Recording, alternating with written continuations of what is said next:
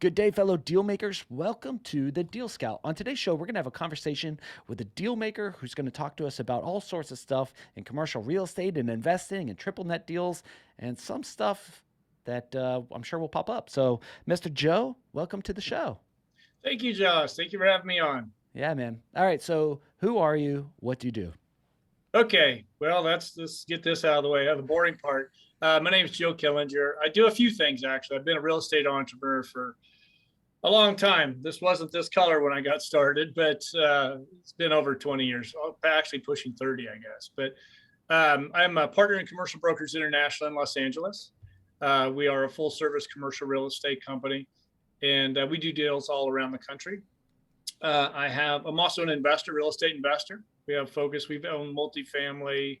We started off flipping homes in low to moderate income areas. That's a lot of stories that were interesting. But now we have a focus on STNLs that we're buying around, are looking to buy around the country. And then we have our real estate show, Real Estate Jam Session. You can see behind me that we're putting out videos twice a week to really help people that want to become a real estate investor or a real estate agent. So Cool. never a boring day. Never a boring day. All right. So, anytime an acronym or industry talk comes out, I want to Yep. dig into that a little bit. STNL. What is that? Single tenant net leased. Like a Whataburger, McDonald's, any of those kind of any of those kind of stores Got are it. single tenant net lease. So So they're standalone. standalone. Got it. And then Yep. you mentioned prior to hitting record, triple net. Explain what that is. Oh yeah, To that's just a term of what the lease is like. So the tenant pays for all the expenses on the property. You as a landlord really just, it's more like coupon clipping. So you just get your check every month. And that's really what we focus on right now. We were into multifamily before, got some crazy offers on that stuff. We're in Dallas, Texas, where our assets are right now. So we sold everything out of California a couple of years ago. We're looking to get back into it. The deal's just, I mean, to find multifamily here in Los Angeles, actually all around California, very difficult right now on the investment side. But we are looking, we've put offers out on a few, got our ass handed to us, most of them. People are willing to pay a lot more than we were. But we focus on those assets around Texas and our multifamily portfolio. People just came in, they weren't listed.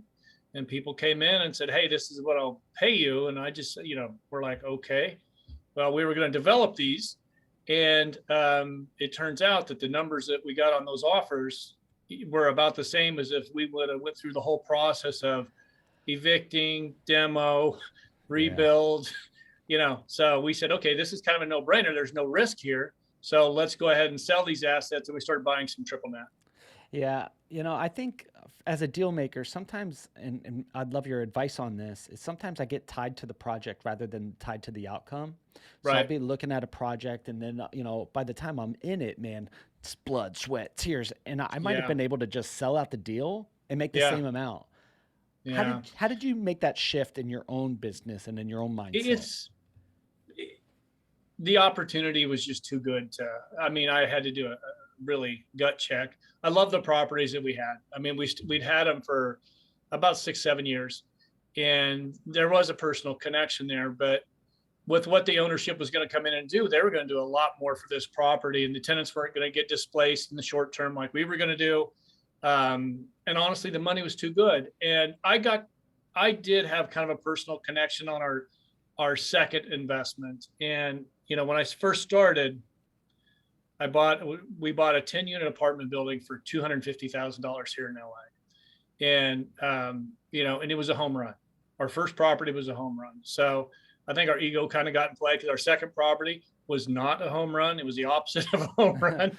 It was, and it got a little personal because I'm like, why is this just not working for us? Well, I can tell you why now. As a 3-story walk up, it's so hard to keep that third story. It was a lower income area, keeping that third story, a third 2 units up on the top. Is 6 units, two, and two, top two up. It was impossible to keep them leased at a good rate. So we had to Yeah. discount those because carrying groceries up 3 flights of steps was just not going to happen. Yeah. But I had a personal connection to that property, and the more I took it personal, the more money we lost. And so if I'd have cut and run early on, I would have made a lot more money.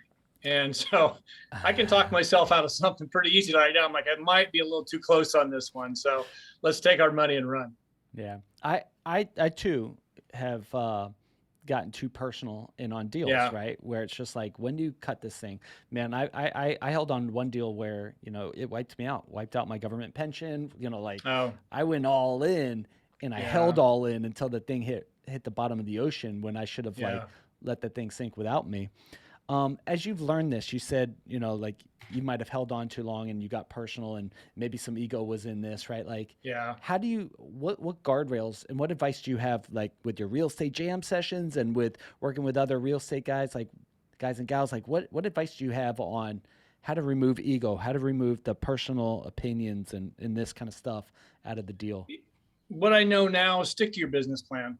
If you have, you should, when you get started in this business, Josh, you and I both know that there needs to be some kind of plan. You want to have the numbers that you're going to invest. These are the numbers. This is the lowest investment I'll take, as far as the return. Stick with the numbers that and just follow that path. It's just every time I talk to somebody goes, well, I really thought I could save it. I've had a few instances where people are like, okay, I was able to turn that around. But I'll tell you what, that's very, very few in my entire career that they've been able to go in, because you just it becomes such a big project that you start losing money on other deals to them, because your focus is just not on the entire portfolio. It's on saving this one asset. And Yeah. it's just not a winning situation. So stick with what your business plan was originally, stick with your investment criteria. Yeah. Throwing good money at bad Yeah. money, saving the deal. And a lot of it is, for me, man, I can speak to this. For a lot of me, it's been ego that has cost me the most. Oh yeah. My ego has cost me more money than anything else, right? Yeah. I've made a lot of dumb decisions, but I've backed those dumb decisions with money. Yeah. Um, as you're building this, you say stick to your business model, stick to what you're working on. Your business model evolved. You said you started low income Yeah. fix and flips, and then now you guys are evolved to multifamily. Then now you're evolved to triple net deals. How do you Mhm. know when it is ready to evolve to the next business model, the next idea? Because it comes down to our plan and our growth. So when we started, we were in Watts and Compton buying 4 and 5 homes at a time, Yeah. and this is when we really got going. And there was a great lesson there, because we thought this is going to be a really good way to learn investments. Now, when I say that we started there, there's a lot of beautiful areas. Everybody hears Watson Compton here in LA and they think gangs, and it's not that bad in some areas. So there's some beautiful areas. These little craftsman homes, they're Mm. absolutely incredible, and there's a need for home ownership down there. Now, this was 20 some years ago that we started this, keep in mind. So it's the market is shot up in price, but we were buying these homes for 120,000. It wasn't a big deal. We're using hard money to do it, but we started there to really learn about investing and building our maintenance team and on Mhm. and on and on. But we didn't see this as being a platform that we really wanted to do, because we're also doing, it was more of a side hustle for us, right? And if you're going to do that many homes in these areas, that's a full-time job. So that started taking on too much time. And so we moved into multifamily. We love multifamily. The market the last couple of years has kind of dictated to, people have come in with these offers. We're like, okay, well, let's do something else. And again, we're still growing our brokerage company here in LA. So, our time is a little short. So the triple net stuff was just a natural progression for us. So it's always kind of the business has led us to where, because of time. Because with the STNL investments, they don't take a lot of time. I mean, we go by the properties every couple months. That's about it. Yeah, and they're And so, responsible for all the yeah, stuff, right? we just go and make sure that everything is being done. There's no graffiti, especially on one of the dark properties that we have. We make sure there's no graffiti, no homeless, that kind of stuff. But back to our case, it's been, because it's always been a side thing for us. It hasn't been a main source of money, because we Mhm. never spend any of that money. As we make investments, we just take it and reinvest. Yeah. And so we are always looking as, what's our time look like, and how can we capitalize best on it. What do you mean by a dark property? I don't Oh, understand. sorry. Yeah. Dark means it's vacant. So we Okay. bought a Chase Bank Mhm. in Dallas, Texas.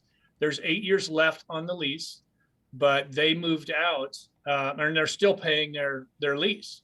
So they will for the next 8 years. So our plan with that property, and what we'll do is we're going to go out and find a new tenant for it. And then we'll go get a buyout, try and get a buyout from them. Say, listen, you guys have got 8 years left. Let's meet at $2 million, and let's take that. You guys are now out of the lease, and then we take that $2 million, and then we're going to rebuild a new whatever, Whataburger, McDonald's, Burger King, whatever, Dave's Hot Chicken, something like that, and have a new location. And it has 2 drive-throughs. It's a great property. We're very, very happy with that one. Yeah, that's super cool. So, Yeah. they might have, 8 years left. How much would that be equate to? Like if they pay, It's there's over we'll discount it and take a buyout at 2 million. that's awesome, right? Yeah. So for them, it's a great thing if they could come up Yeah, with the they're cash out of it. now, they get out of the Yeah. deal. Yeah, Now, they're paying a lease on a property that's just sitting there and not being utilized. So they've opened a brand new location less than a mile away, is why they did it. And they combined, they made it bigger, and they combined 3 banks within that area.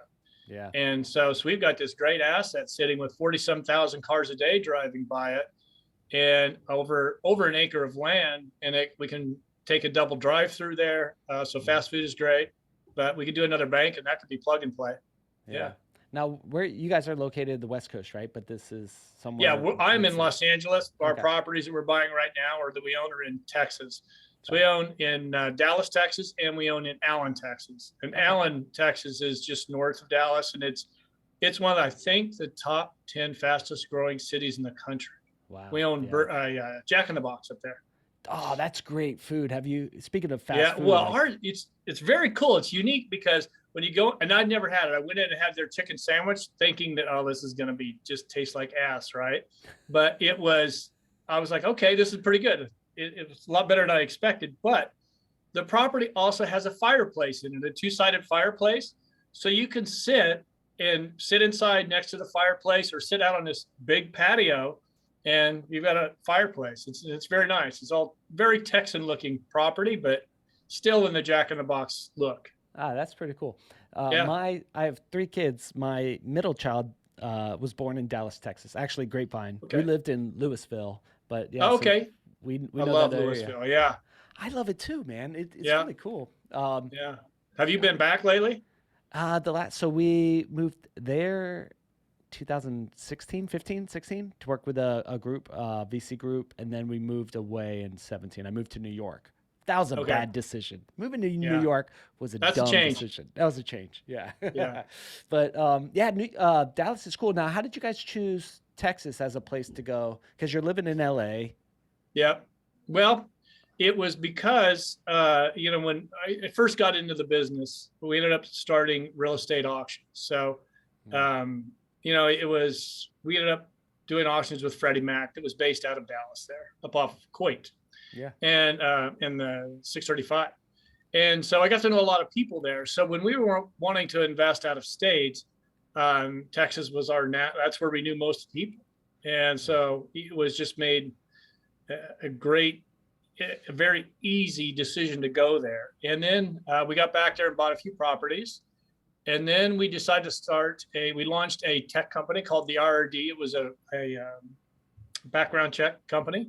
Cool. And we ended up selling that off to a private equity firm about 3.5 years ago. And so, but we have a corporate condo we keep there down on Turtle Creek. We love it. I just love Dallas. The growth there is insane though. Yeah. I mean, it used to take us about 15 minutes to get to our first property. And before we sold it, my last trip, it took like 40 minutes. Yeah. Just so much population coming in there. I tell you, I used to drive to the train station because we lived in Louisville and I worked downtown on Market Yep. Street. And I would Okay. take the train. The train would take an hour, but it's Yep. always a consistent hour. Whereas Yep. driving, it could be 30 minutes, but Yeah. it could also be an hour and a half, 2 hours. Yeah. So, yeah, man. Yeah. And the Yeah. Texan The growth people there is, are proud people, I was- aren't they? what's that? The Texans are proud. They're proud to be Texans, aren't Oh, wow. Yeah. Yeah. They're very proud of it. And, they stick to their guns, and, but they're entrepreneurs. It was very interesting for me because coming from LA in real estate, I've been in real estate all my life here. And I got back there and I was doing a pitch for our tech company, right? And so I'm sitting there doing the pitch with this VC, and he goes, "This isn't a good fit for me, but I think I know a couple guys this might be a good fit for. I'll have them reach out to you." And I just thought, here's a blow off, right? Nobody is going to be calling me. But I took the guys' names down just in case. Lo and behold, both guys the next day called and said, "Hey, this other guy said that I need to reach out to you to have you send me information on your company." And, I guess maybe I was a little jaded coming from LA and Yeah. thinking nobody's going to reach out to me, nobody's going to help. But they're more entrepreneurs. They really want to see if there's an actual opportunity here or Yeah. there. And so it was really amazing. So I carried that back to our commercial real estate agents here in LA, going, if you can help somebody and maybe get a leg up or meet somebody else, pay it forward, make that connection. So all of our agents, some of our agents will even, it just happened Monday. We got a call on a property and, we've got it under contract, but a similar property is getting ready to come on the market. So our agent said, "Hey, yeah, no, this is under contract, but you need to talk to this agent. They're bringing something else on the market." We get nothing for that, or she gets nothing for that, other than to know that she actually helped this person out. And that other agent could not believe that our agent was willing to do that for her. That's And super cool. so, you know, I learned that from being in Texas. Yeah. Texas is Texas is a really cool place to do business and to learn. I learned a Yeah. lot of cool stuff from there too. Um, as you're building this out, right? You got your brokerage doing well. You got your investment company doing Yep. well. You just sold off a bunch of cool stuff. You've sold off a tech company. Why do you keep doing it, man? Why don't you just go sit back and kick back and move to Laguna Beach and just chill there? It's, what? Honestly, Josh, I'll never retire. I come from a very small town, town of 281 people in Nebraska, right? Yeah. And grew up on a farm. So work is not something I'm afraid of. And I love it. I guess if there's anything great about being the boss or the owner of the company, it's you kind of get to pick and choose who you want to have in your life and work with. Yeah. And our brokerage is the people here are real estate is trainable, right? This is when I'm recruiting. I always say, real estate is trainable. What I can't train is a work ethic and a good sense of humor or a positive outlook on life. I can't train that. Real estate I can train. So I'm more interested in getting somebody in here that has a great personality, and because company culture is very important, right? Yeah. And so I focus on that, and then I train the real estate. Yeah. So now I'm around people that are a lot of fun. Yeah. All right. Let's say I'm sitting across you and you're interviewing me. What kind of questions do you ask in an interview? So I've got my real estate license, went through the course. Man, I'm a hardworking guy, and you're going to ask me a few questions. Like what kind of Oh questions yeah, do you like to we ask? we do this a lot. I mostly focus on what are you looking for and how can I help. If I can help you build your career, then I'm in for, because in commercial real estate now, and it's different than residential. In residential, you go in, you pay for your MLS as an agent, you're paying for, you do your marketing. In commercial real estate, we have to belong to. There's a system called CoStar that I'm sure you're very aware of, and we have Expensive. nationwide CoStar, so it's stupid expensive every month. Yeah.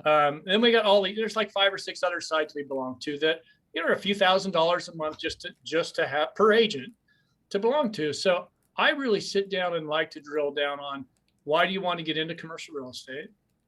What do you hope to get out of this? Where do you see yourself in 5 and 10 years?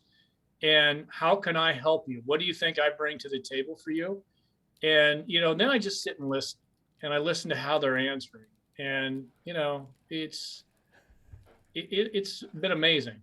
What's a red flag? So actually, how many brokers, how many agents do you guys have working with your groups? 14 agents in this company, right? Sweet. Yep. How many people Yep. are part And of your real estate jam what's sessions? that? How many people do you have like in your real estate jam Oh, for the sessions? Commercial Brokers International, we have 14. Okay, Real cool. estate jam session is just a few of us. There's myself that does this, and then I've got the editing team.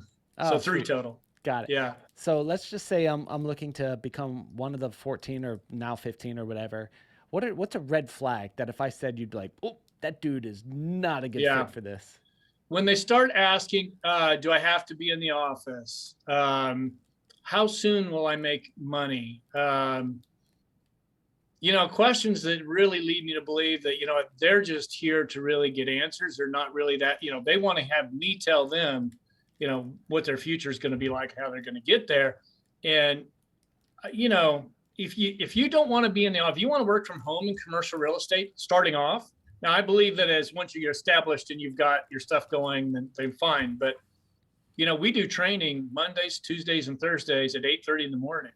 Yeah. And if you're missing those because you want to come in at 10 o'clock, you're you're not going to make it. Yeah. And this is another thing that I tell them. I said, you know what? I want you to just stop and think. You've got to start by knowing your competition, because I can tell you right now, within a quarter mile of this office, there's 300 and some odd commercial real estate agents. I've got some big companies, some smaller companies, all within the area here. And so I said, that's your competition. How are you going to beat them? What are you going to do? How are you going to outmarket them? I said, because are you going to out cold call them? And I said, and so I asked them, what's your plan? Mm-hmm. And most of them haven't thought about it, but Yeah. This is so cool. And I don't know if this is just a 2022 challenge because of what's happened in the last crazy couple years, but it's hard to find people who want to show up and work, right? oh yeah, I don't know. you've seen that the last couple of years. We tell our agents, and we've got a good agent that could be great, but he works from home, and but he lives a ways away. It's a long time in the car, so I get it. But and he's a great guy, and he just brings a lot of value to every one of his clients. But it's also an hour drive each way, so I get it. And I've seen it slow down. He was in the office. He was getting about a listing a month that he was getting under contract. Nice. And it's been about 5 months. He's been working for 5 or 6 months, and it's slowed down considerably. Yeah. So, it's just being in here and being part of a team. And it does work for some people. Some people can work from home, but when you're trying to build a team, you really have to have people that want to work together and build something. Because if myself or my business partner isn't available, they can go to a senior agent here and they'll get the answer. And we've all, our company culture is that if you're a broker for us, Josh, you go on vacation, you want to go for a couple of weeks, but yet you've got these listings and showings, somebody in our office will cover you. They'll say, yeah, go enjoy your time. Just let us know when the showings are. Let's get them calendared, and I'll take care of them. Somebody here, including myself and my business partner, will get you covered. But when somebody else goes on vacation, we just ask that you reciprocate. That's a part of being a team. I like being in the office because I'm rubbing elbows with people and I'm learning from other people's successes and failures. Right? Like, I have a house right down the road. I walk to my office every day. I walk out, I drop off my daughter. Yeah. And I love being in office because I don't get the distractions. I could probably go on a rant for this. And, I just love being around people. I'm energized, but I'm also consistently learning, consistently growing my ecosystem. Yeah. It's key. Yeah, man, I think so. I love being around the people doing the deals. I got all excited because one of the agents sitting right out here this morning, she's been working so hard on this deal, and she's been negotiating, and it's going to come through together. She found out this morning, and been listening to her negotiating it, and she's only been in business 6 months, and she's got 4 deals under contract. Wow. And she came from property management and she had connections, so it's she didn't start from ground zero, but she's also here all day and learning and listening. Mm-hmm. So very key. What makes a good commercial real estate broker? What makes so we mentioned a few things that might not be a good fit, but what makes a really good one? Somebody that really listens. Yeah, here's the thing: is salespeople, right, Josh? We want to sell. And there's actually it's funny because Jordan Bell, whatever it was, Wolf of Wall Street. I don't remember his last name, but he was talking on a show last night that I was at a friend's house and they had it on, and Belford. They had this Belford, right? Okay. Yep, that's it. And he said, we use this thing. He goes, sell me this pen. And he goes, more often than not, people would go on and actually sell me this damn pen. He goes, that wasn't what the exercise was about. Ask me how long have I been looking for a pen? What kind of pen have I been looking for? find out the needs of the client. Yeah. And so listening is number one, and then bringing value. And, there's so much information about real estate on the internet now, right? Most buyers or investors are so informed. How Yeah. do you bring value to them? Well, you need to know your marketplace. If you're a multifamily guy in West LA, you better know every property that's on the market. You better know how long it's been on the market, what's the average sales price in the area, occupancy rate in the area, concessions in the area, and bring value. That's how you become number one. That Yeah. market the hell out of yourself. Yeah, for real. Best deal, worst deal you've ever done. Well, the worst deal is that one I was telling you about where I let it get personal. Yeah. And that was, we didn't take a loss on it, but we made very, very little money. And we got lucky that somebody actually wanted to put a group of properties together in that area. Best deal was my first deal that we ever did. And it was, like I said, 275,000 for 10 units. We sold it 7 years later for a couple $1,000,000. Wow. Yeah, that's a great Yeah. one, man. It was That's cash flowing all along. that's really But nice. that's how we bought the first property in Texas. We took that, we bought a 73 unit in Texas Yeah. and learned about property management in Dallas. Did you do property management in Dallas at all? Were you involved with it? No, no, no, no, no. I've never been in property management. Yeah. I like dreaming up of the forts, and I like Yeah. putting the plan together and putting the team together. I'm not a good manager. Yeah. It's hard and it's different in Dallas. Obviously laws are a lot different from California to Texas, but you start investing in out-of-state properties and you don't understand the community or that what's going on in that community, and you don't hire the right property management, Yeah. you can get your ass handed to you pretty quickly. We had one company that we hired 2 weeks, and I stopped by. They didn't know I was staying there. And so I stopped by every day, and there was a week that they weren't even on the property. No. Yet they send invoices every day. They go in just to send us invoices and call us from that phone number. Yeah. Yeah. Got to No. be careful. Boots on the ground. Boots on the ground. Boots on the ground. Butts in the seats. People in the Yep. office. That's what I like. I'm learning that there's some roles for that, and I'm learning that there's some roles that I don't need to ever see the people. It could be an outsourced Oh VA yeah. person, right? But man, I'm having a hard time, and I'd love your thoughts on this. Like when it comes to team building, like finding the right people. What have you found the best way to find the right people? That's changed. Yeah. The last couple of years, it's really changed. To find somebody, and I'm speaking about commercial brokerage. Yeah. Now, property management, we just look for people that came from a team that were similar to what we were trying to build. But as far as brokerage, it's difficult because the personalities are so different. I mean, we try and recruit people that are, a great fit for our company culture. And, the interview process is I usually have a conversation for about half hour when they first send in a resume or reach out to us. Then we do one meeting and maybe do a second meeting. But that's always best behavior stuff, right? And then you get them in and, it's very difficult. It's very difficult, but I think it's more listening to them and what they're actually saying, because I always in the beginning found that I always talked about what we offered. This is what we offer. We talk about our company, and I wasn't really asking enough questions about what are you looking for? How can I help you? All that, so that's how we started building. We've been very lucky. I mean, I'm blessed to come into these people. I hope they can't hear me, but Their heads will get so big. yeah, exactly. I'll have to take them all to lunch yeah, I don't know. But yeah, so I'm learning as I get older that listening is very powerful. I understand why when I was a kid, my dad I'd do something. He goes, Joe, you've got one mouth and two ears. Just listen more than you talk. Yeah. I'm like, okay, now I see. Now I see it, right? Yeah. How old are you, Joe? 57. 57. What is something that you're in personal development in your own growth? What is something that you're working on now that you're like, man, I wish I had this that's an together. easy one. Patience. It's always been a problem of mine. I'm an A-type personality. It's a Leo. So patience is something I'm short of, and I've got to learn to not, just stop and take a deep breath. Don't react. Just kind of, I never, when I say react, I don't, not in a negative way, but just like stop, take a breath and really think about what you're going to do or say. And not in a negative way, but I've just learned that you can be more productive if you really stop and think, okay, maybe there's a better angle to approach this. Yeah. So, and don't try and fix every damn thing.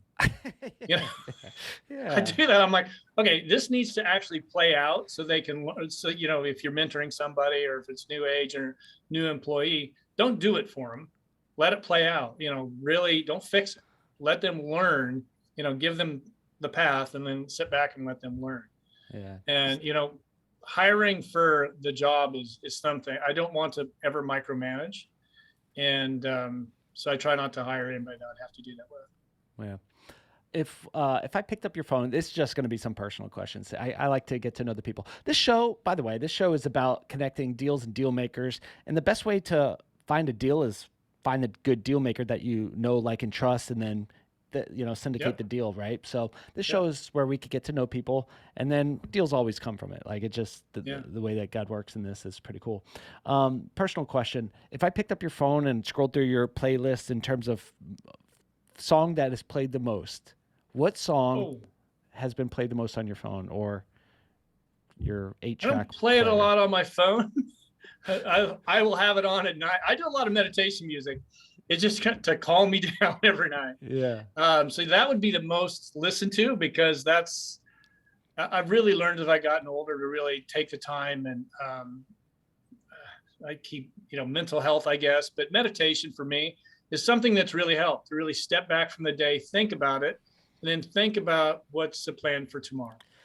And you know that to me is a key. It's really helped, and I've just picked that one up the last few years. That is so hard for a type A high driven Oh, deal you have maker. no idea. I will still sit there when I'm meditating. I'm like, oh yeah, I got to write that down. And it's just, and then finally I'll get to that space where I guess there's no more thoughts, Yeah. and then I can finally do it. But then I actually find that I sleep a lot better, Yeah. and then I do a lot of reading. You know, I read as many business biographies as I can. I actually just finished a book, and now I'm like, what am I going to do tonight? Because now I got to get another book. So, but yeah, it's those two things are something that, you know, music isn't something I do listen to it a lot, but Yeah. it's mostly that. The book you just read, you said you reading a lot of biographies. Mhm. Why and which book was that? Oh, it's building your business from the end. And it's starting, I mean, start your business from the end. Hmm. And it's really something I have got onto the last year or so is really think about, you know, and it comes from our recruiting conversation is where do you want to go? And Hmm. then let's build it backward. How we're going to get you there. Yeah. Why And a lot of it's biographies? about KPIs, you know, key performance indicators, you know, on everything you do. I'm sure you look at it every day. Mm. What YouTube video got the most views? How can I go down that path? You know, all of that. You need to be looking at that every day, every week, every month, and every year. Yeah. What gets measured gets Yep. grown. Wait, what was that? I don't know that saying, but yeah, it's something like Damn it. that. I got you. I don't know. I Yeah. think it's What gets measured gets, well, improved I guess, or something like that. yeah, but it's spot on. Yeah. It's spot on. If you're measuring it and looking at it, it will help you grow your business. As you're growing, what's your end look like? Because you're like guy, little, farm boy from Nebraska, come here to Yep. LA, build out some cool I stuff. only came when I came because I was I've been in college about a year and a half, and my parents were losing the farm, so there was no place to go back home to, and so there was no place that I'm like, well, shit, no money.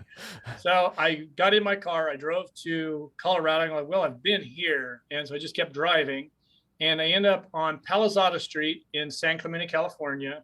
Got gas, looked at it, it's like 2 o'clock in the morning, and drove over a couple of hills just to kind of keep going a little further west. There was the ocean. And so called my dad and I just said, hey, I'm here. And he goes, where's here? I said, you know, I haven't got a clue, but I'm beat. I'll call you later on. And so I ended up in San Clemente, California, just starting to live. And I worked at Stride Right Shoes, selling kids' shoes. And then I started doing telemarketing at night. And I am the worst telemarketer you could ever find. And you know what I'm really bad at is technology. Uh-huh. And so I was so bad on the phones, they moved me into the tech side of it, which I don't know what they were thinking. I was like 21 years old, had no clue, but they kept me employed for a while. Yeah. And so that was good. Yeah. Now, when a new agent comes to you and they're like, and especially say you're like, hey man, I was terrible at cold calling, at Oh, yeah. telemarketing. I was terrible at it, right? So I worked Yeah. at a company that I had to do 100 calls a day, right? Yeah. Talk about brutal. Like you grow some thick skin and you get pretty calloused and you learn how to drink. I But had to eventually do it. I mean, it was when, coming out of Nebraska and coming from such a small community, I was always very shy yeah, and actually pretty still am for the most part, but not like I was then. And because I didn't grow up around a lot of people, most of yeah, them are relatives, right? And then I got off the University of Nebraska, and then I was in this ag fraternity, so it was kind of around the same guys all the time. But it was very hard for me to start with a cold calling. But then I got to LA and I got into this business, and my current business partner George, the CEO of our brokerage, actually laid me off at a company. And that SOB got laid off about a month later. And he called me up and goes, "Hey, what are you doing?" So I told him, and he goes, "Yeah, I'm getting laid off." And I said, "Yeah, I'd heard it was going to happen." And the secretarial pool back then was, this was in the late 80s, early 90s. And they knew everything, right? So they were letting me know that George was going to get laid off. So I offered him then. I said, "Listen, if you want to come do this 50-50 with me," and we were doing real estate auctions. I said, "You want to do 50-50 with me? Let's go ahead and get going." And that's how we got started. So and that's been 20 some years, and I've been making him pay every day for laying me off. So that'll teach you. I hold a grudge. I could feel that. How long has it been? 25 years, Oh, 30 years? 20, I don't even know. I don't know. It's a forever, damn near 30 years, actually. Dang Yeah. it. It's time to let it go, buddy. Yeah, I think so. But yeah, but to get that company started, the auction company, I had to do cold call. Yeah. And so, and it was commission only. So when you're forced to do it, Mm-hmm. you hone your craft pretty damn quickly, right? Yeah. You're like, okay, this is what I got to do. And Yeah. so, yeah, it Yeah, was, I had to do telemarketing and I've done door-to-door sales. That's terrible oh, too. I couldn't do that. You Couldn't do know, it. but I think it builds some cool skill sets. From all the years that you've learned, what would you say is your superpower in business? Like out of all the things you've done and tried, like you've honed this cool, skill set. What do you think is your superpower in business? Figuring a path. I mean, I think it started fairly young because the real estate auction company that, I was at, and then George came over later, ended up being the number two commercial or real estate auction company in the Western region of the United States. And we hadn't done an auction yet. And within 18 months, we were the number two company, right behind the company that laid us both off. Wow. And so, yeah, and we knew we'd done some damage because we were up for an auction. They were going to give our previous company 400 properties and us 400 properties. And I was in Dallas getting ready to fly home. By the time I got to the airport, the client called me. And of course, you got to know, I was 20 some years old, going broke. And this is a big deal for us. We're finally going to make some money. Yeah. And, it was, I think I had $1,200 in the bank. They called and said, "Okay, they're going to take your half of the auction for free. So we're not going to need your services." Ouch. So we learned then that, we did create some damage there, but a lot of it was just seeing where we're just going to go next. So, we saw the auction business was something that was going to work for a few years. Mm-hmm. But then we started doing, lower income housing. That was something that was really up and coming in LA, and a lot of people kept doing that. Where I probably failed, there was deals that we talked about with people that we didn't follow through with, and other people took the idea and ran with it. They were very successful. So maybe we had some ideas we could have done better with. Yeah, follow through for Yeah. from me. What I'm learning is, man, the money's in the funnel, the money's in the follow through, right? Yeah. Is conversations already started, people have already paid, they've already done deals, like getting that to another deal or a closed deal. But that's a lot of work, man. It's Oh, a lot of yeah. work. I love it though. I love starting companies. Yeah. We're getting ready to launch a broker or a mortgage company. Icon Capital will be out in the next probably 60 days. Yeah. Nice. And I then we'll like turn that. our company, the brokerage company, it'll be an investment brokerage firm. So we'll start buying property. George and I are always buying. We're trying to buy properties anyway. So our agents will be able to participate, and because I just think everybody should own real estate in some form. Yeah. Super cool. Super cool. Yeah. So I've got a deck of questions. Tell me Oh when to stop. Jesus, Josh. Yeah, this is gonna. Who knows what's on this one? Yeah, I'm afraid. Tell me when to stop. I'm running out. Right there. Okay. So for my we have an uncensored show, so I have adult cards, so we won't Oh, use those. okay. This is the deal show, the Deal Thank Scout God, show. because my mom might be watching. Yeah. Oh, this is important for as in the deal. I'll apply it to the deal Yep. world. What is the easiest way to earn and break your trust when it comes to syndicating a deal with you or being a deal maker in your network? Oh, just not communicating properly. You know, when you're dealing with somebody else's money, it's I don't care what anybody, it's personal. And Mm. so communication. Communication for me is the key. We tell our agents, even if, I got after one of our agents a little bit this morning. She's a phenomenal agent, but I introduced her to somebody and she hadn't reached out to them yet today. I said, why not? I said, you need to communicate, right? Always communicate. Hmm. It really, if you don't communicate, it really breeds distrust. Yep. Yeah. Yeah. Absolutely. It's What are some tools you use or you recommend your agents use to be a good agent? um, a really good CRM. Now, there's when I say a good one, depends on what you're doing, but there's Mm. free ones out there. There's paid ones that are very good, but structure is one of the top things. You've got to have structure, and that CRM is going to be key to that. Yeah. So it's organization. If you want to build a business, you better be organized. Otherwise, and I'm speaking from experience. So when we got the auction company, I was just focused on biz dev, biz dev, biz dev, right? Just cold calls all day, every day. And this is before the internet. So I couldn't email anybody.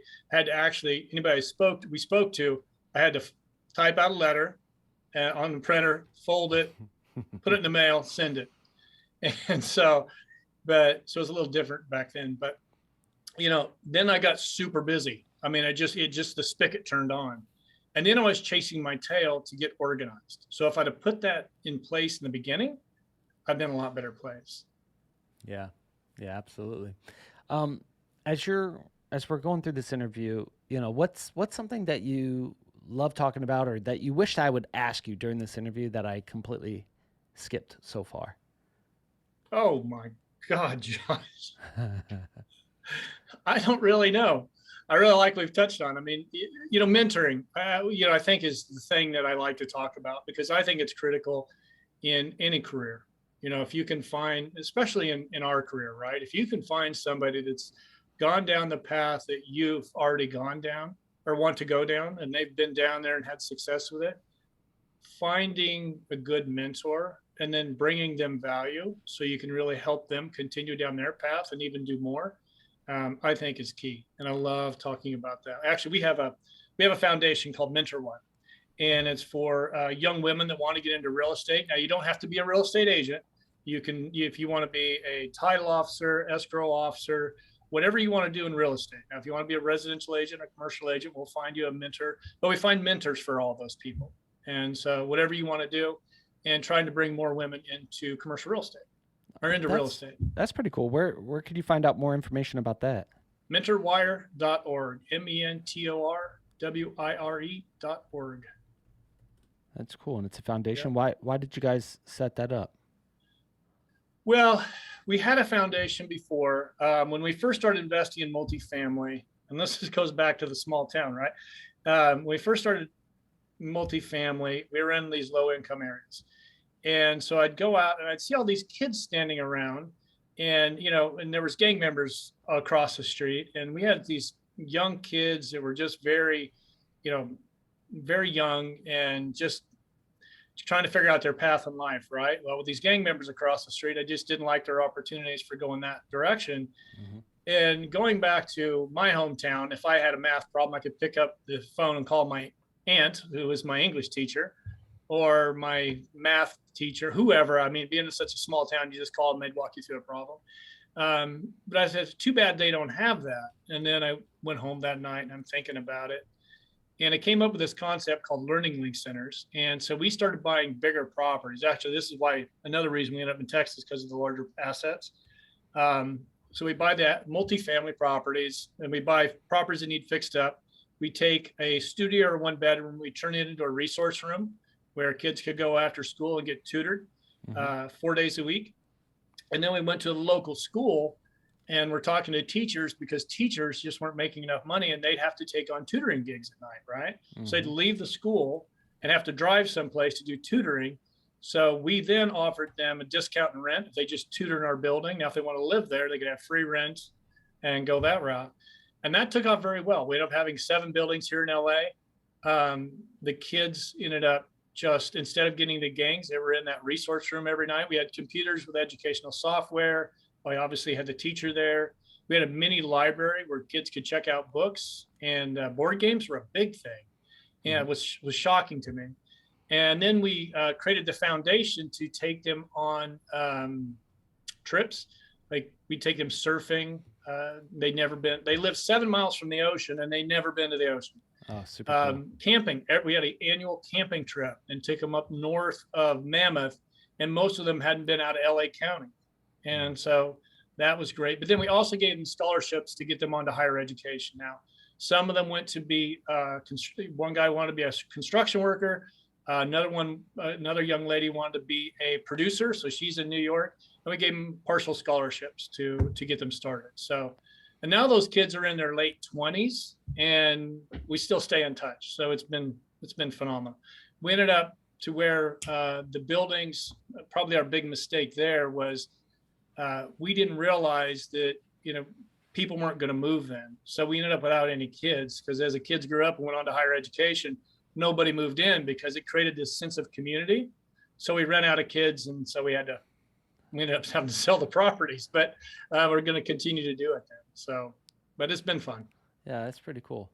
Yeah. As you're building this out, like what would one big win? Like you and I, let's just say you're 57, I'm 40, Yeah. 30 years from now, we're sitting on a front porch on a rocking chair looking back and we're like, Yeah. we did it. What does Yeah. that look like for It, you? it's those kids that, for me, when they reach out to me on Facebook still, or they'll text me or email me, but there'll be a photo or something on Facebook and they'll make a comment. And that to me is, here was somebody that was head down a path that probably wasn't positive, Hmm. but here now they've got an education of some sort and they've got a job and they've got this incredible life that they probably wouldn't have had before because of those teachers. Yeah. Those teachers that were doing that tutoring every night. That's phenomenal what they would do. I would go back out there. It was only supposed to be an hour and a half a night. I would go back, be out there with an emergency on the property, and that teacher would still be in the resource room. What are you doing? She goes, well, he or she needed help and they didn't want to do it in front of the other kids. So those teachers are a lot of it, but we get the credit for it, right? So, but that's That's that's the cool. main thing. That's cool. What's a good place for people to connect with you and do a deal with you? Ah, you can call me, 310-943-8542 is my direct line, or email is joe@joekillinger.co. If you want to check out our commercial real estate company, it's cbicommercial.com. Any of those, we are pretty easy to find. Yeah. And And then, subscribe to the real estate jam session. I yeah, can tell figure out us where about it's the real at. There estate we go. jam session. Tell us what that is. It's something that, when I was starting in the business, it was, obviously a long time ago, and everybody saw everybody else's competition, right? You couldn't Hmm. get a mentor. Unless you went into a big company and you got put in under somebody. And the path that I chose was just no mentors. So George and I decided that when we could, we'd put information out or we'd help people. And that kind of got shelved because we had our property management company and our tech company, and over the years there's always a reason. So finally, a couple of years ago, we thought, let's start putting out content that can really help people that want to become a real estate investor or a real estate agent. Let's put it up where they can find it. Let's make sure it's free for them to have, and hopefully it'll be good enough for them to want to take a look at it. And so that's really how it all started. And then I get people to come on and we just do interviews and we talk to people. Like today, I have Rod Khleif, and do you know who Rod Khleif is? Yeah, yeah, Yeah, Rod Khleif is on our show. We recorded him last week, and he's on today, and so that'll come out at 2 p.m. PST on yeah. the channel. So he's phenomenal. His Def story is amazing. Super cool. Yeah. Yeah. So we've had dinner with him multiple times, went out to Oh, his have you? house. Like he lives right down the road. Well, a couple hours down the road from us. Yeah. Okay. He's a friend. He advises us. He gives us some input. He slaps Yeah. me and he's like, dude, don't do that. I'm like, yes, sir. You know, he's a big Yeah. dude. Yeah. He's, Yeah. yeah, He's something, isn't he? he He tells you the way commands it us. is, the way he feels. You know where you Yeah. stand. I love that. Yeah. Nah, he's good. This is you know, it's kind of like a small circle, small world Yeah. for good people. And I Mhm. love that, man. And that's why we love this show is we get to meet cool people, and then we're like, oh, you know, so and so, yeah, Yeah. we should all hang out, Oh, get a yeah. drink or whatever. So, Yeah.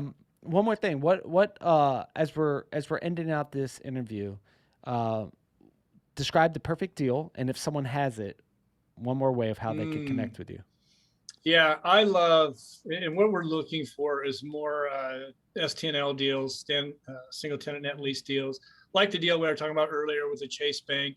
Standalone, just a few years left on the lease, and so we can go in and renegotiate it, retenant it. And, we're mostly looking Texas, Florida. We're looking California as well. Hmm. It's pretty saturated here, but yeah, looking for deals that we can go into and add some value to them. All Cool. STNO. Very cool. Very cool. And one more way of how they could connect with you. Best is Joe at joekillinger.co. Sounds cool, man. Yeah. Fellow deal makers, thank you for listening in. I hope this was educational and enjoyable. If you have one of those deals, right, that fits Joe's criteria, man, reach out to them. That's the mission and purpose of the show. Put deals and deal makers together. If you are working on a deal or would like to come on the show and talk about the deal, head on over to thedealscout.com. Little microphone in the bottom right hand corner. You can leave me a voice message or a contact button up at the top. Fill out a quick form, maybe get you on the show next. Till then, talk to you all on the next episode. See you guys.